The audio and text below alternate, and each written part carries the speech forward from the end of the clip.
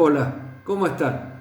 Hoy les voy a hablar sobre el concepto de duelo y sobre otro concepto que desarrolló Jacques Lacan titulado La segunda muerte. Brevemente, cuando hablamos de duelo nos estamos refiriendo al proceso por el cual poco a poco vamos elaborando alguna pérdida determinada a lo largo de nuestra vida. Por ejemplo, hay duelo cuando sucede una mudanza. Hay duelo cuando terminamos nuestra etapa de formación, ya sea educación primaria, secundaria o terciaria. Duelo en el sentido de que no voy a estar en contacto con los profesores o compañeros o personas o situaciones que van marcando mi vida, ¿no? O sea, ese cerrar etapas, como se dice. Por otro lado, también podemos pensar el concepto de duelo cuando sucede que a lo largo de nuestra vida nos tocó trabajar en determinados sitios, empresas, algún negocio, fábrica, y por circunstancias de la vida ese negocio tuvo que cerrar sus puertas y era un lugar en el cual uno había encontrado cierta pertenencia, satisfacción, sensación de bienestar, y debo cerrar esa etapa y empezar algo nuevo. Es decir, no solo tenemos que pensar los duelos cuando sucede alguna pérdida o fallecimiento de alguna persona o ser querido o alguna llegada. Con respecto a la segunda muerte, Lacan toma el concepto de segunda muerte para graficar o explicar qué sucedía puntualmente en los procesos de duelo cuando se da la partida de este plano físico de alguna persona.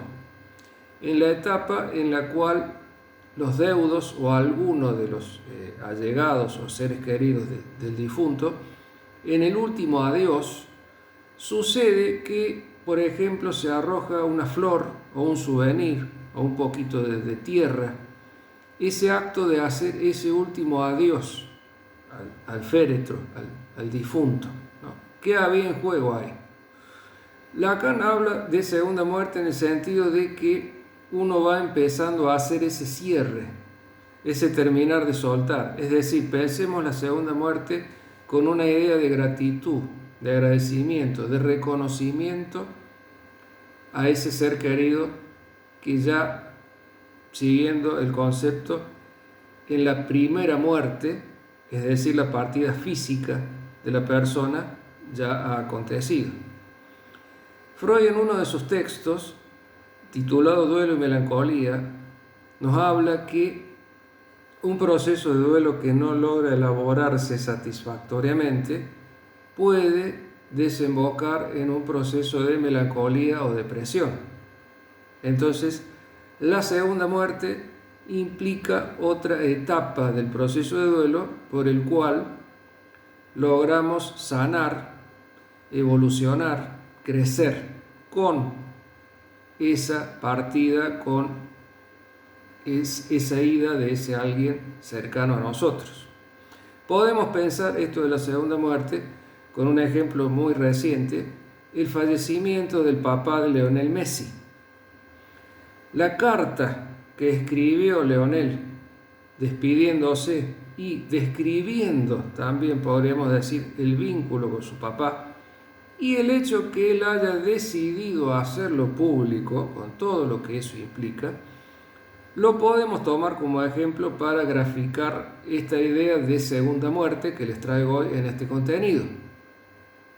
En conclusión, pensemos que un proceso de duelo en cualquiera de las variantes que les describí anteriormente siempre implica un proceso de aprendizaje muy profundo, movilizante, trascendente, pero subrayo lo de aprendizaje, que nos ayuda a conectar con nuestra singularidad, a conocernos, a ir evolucionando, a ir desarrollándonos de manera más adulta, saludable y feliz, ¿por qué no decirlo?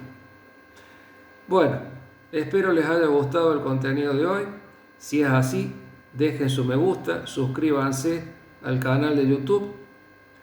En el canal de YouTube, el cual están subidos todos estos contenidos, los pueden ver, los pueden compartir en cualquiera de sus redes y plataformas.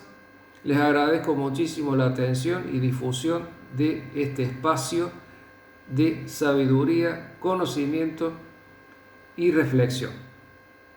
Infinitas gracias a todos. Seguimos.